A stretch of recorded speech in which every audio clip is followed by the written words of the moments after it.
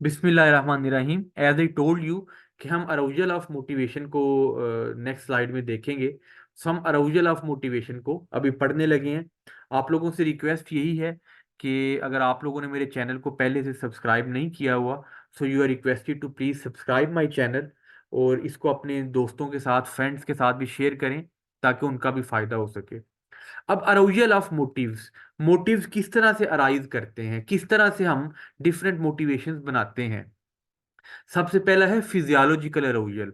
ये ऐसा अराउजल है कि जो हमें बाय बर्थ, जब हम पैदा होते हैं तो हमारी कुछ ज़रूरतें होती हैं जैसे खाना पीना, हंगर जो है। तो ऐसे मोटिव्स जो, for example motivation for hunger, तो ये हंगर के लिए जो मोटिवेशन है ये हमारी फिजियोलॉजिकल अराउजल है। फिर है इमोशनल अराउजल, जो हमारे इमोशंस के साथ अटैच होती हैं, हमारी इमोशंस की वजह से पैदा होती हैं। जैसे फाइट, फ्लाइट और freeze response is a state of emotional arousal. कि आपको एक सिचुएशन मिली है, उसमें आप उसका मुकाबला करते हैं या भाग जाते हैं या आप बिल्कुल फ्रीज हो जाते हैं, मुकाबला भी नहीं करते, भागते भी नहीं।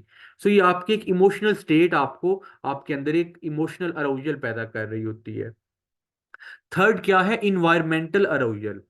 In psychology, arousal theory asserts that physical environment can affect arousal level through stimulation and stress. Noise, crowds, or other adverse condition can cause overstimulation.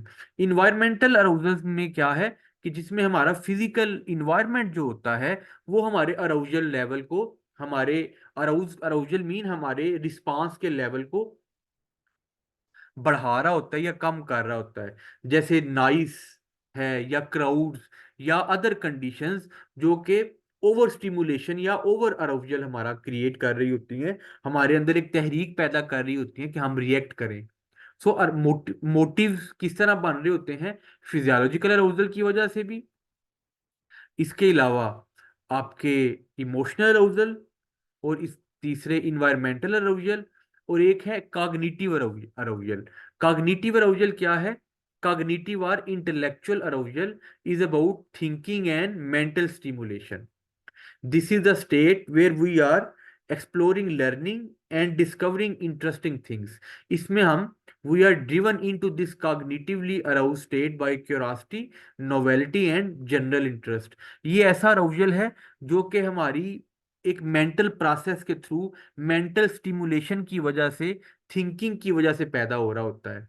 ये एक ऐसी स्टेज है जहां पे हम नई नई चीजें एक्सप्लोर करने के लिए या नई नई चीजें डिस्कवर करने की कोशिश कर रहे होते हैं। We are driven in to this cognitively arouse state by curiosity. हम क्यूरासिटी की वजह से, नोवेल्टी की वजह से और अपने जनरल इंटरेस्ट की वजह से कॉग्निटिव अराउजल अपने अंदर पैदा कर रहे होते हैं। ठीक है। सो ये कॉग्निटिव अराउजल क्या है कि हमारा माइंड, हमारी मेंटल स्टिमुलेशन ऐसी होती है या हमारे माइंड में इस तरह की चीजें पैदा हो रही होती हैं कि हम ये काम कर लें, बड़े इंटरेस्टिंग काम जैसे हाइकिंग करना, माउंटेन क्लाइंबिंग करना। सो वो कॉग्निटिव अराउजल है। आपका मेंटल मॉडल या आपका जो मेंटल एक स्ट्रक्चर है वो आपको, आपको अंदर एक इमोशंस पैदा कर रहा होता है, एक ड्राइव पैदा कर रहा होता है कि आप उस स्टेट को एंजॉय करें, एक्सपीरियंस करें। अब जैसे यहाँ पे ये बता रहा है कि how does this ad arouse one's needs. ये किस तरह एक किसी की नीड को अराइज कर रही है किसी की। सो ये this ad is design to arouse one's yearning for adventurous vacation by appealing to the sense of touch.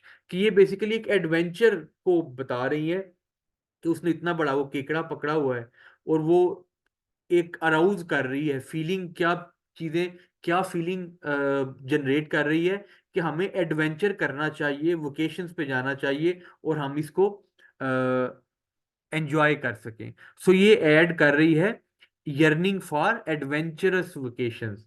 ठीक है जी, आगे चलते हैं। Philosophies concern with arousal of motives. Philosophies कौन कौन सी हैं जो कि अराउजल ऑफ मोटिव के साथ या जो मुख्तलिफ मोटिव्स को अराइज करने में जो जो फिलॉसफीज हैं वो कौन सी हैं। पहला है बिहेवियरिस्ट स्कूल। बिहेवियरिस्ट या बिहेवियरिस्ट स्कूल क्या है कि behaviourism focuses on the idea that all behaviours are learn through interaction with the environment. जो बिहेवियरिस्ट स्कूल है या बिहेवियरिज्म, ये हमें क्या बताता है कि जो हमारे बिहेवियर हैं वो बेसिकली किस तरह जनरेट होते हैं, कि when we interact with the environment, जब हम इन्वायरमेंट के साथ इंटरेक्ट कर रहे होते हैं, सो डिफरेंट इन्वायरमेंट के साथ इंटरेक्ट करने से हमारे बिहेवियर बन रहे होते हैं। This learning theory states that behaviors are learned from the environment and says that innate or inherited factors have very little influence on behavior. Behaviorist school of thought कहता है कि जो ज्यादातर behaviors हैं ये हम learn करते हैं अपने environment से। हमारे इनेट या इनहेरिटेड बिहेवियर जो है वो बड़े कम हैं। वो होते तो हैं हमारे बिहेवियर्स, लेकिन उनका हमारे बिहेवियर के अंदर जो हम इनेट या ऑटोमेटिकली सीख रहे होते हैं उनका रोल बहुत कम होता है। जबकि जो ज्यादातर बिहेवियर्स हैं वो हम कहाँ से सीख रहे होते हैं, अपने इन्वायरमेंट से। ये बिहेवियरिस्ट स्कूल ऑफ थॉट ऐसा कहता है। उसके बाद दूसरा क्या है, cognitive school of thought. Cognitive school of thought क्या कहता है कि cognitive psychology, the study of how people think and process information, help researchers understand human brain. It also allows psychologist to help people deal with psychological difficulties. Cognitive school क्या कहता है कि ये हमें इस बारे में बताता है कि लोग किस तरह सोचते हैं और किस तरह अपनी इंफॉर्मेशन को प्रोसेस कर रहे होते हैं। ठीक है जी। ये रिसर्चर्स को हेल्प करता है to understand human brain. It also allows psychologist to help people deal with psychological difficulties. So cognitive school psychological difficulties के साथ जो लोग डील कर रहे हों उनके साथ डील करने में भी या उनको ठीक करने में भी हेल्प कर रहा होता है। पीछे हमने देखा था बिहेवियरी स्कूल, अब हमने देखा कॉग्निटिव स्कूल। ठीक है जी। फिर types and systems of needs.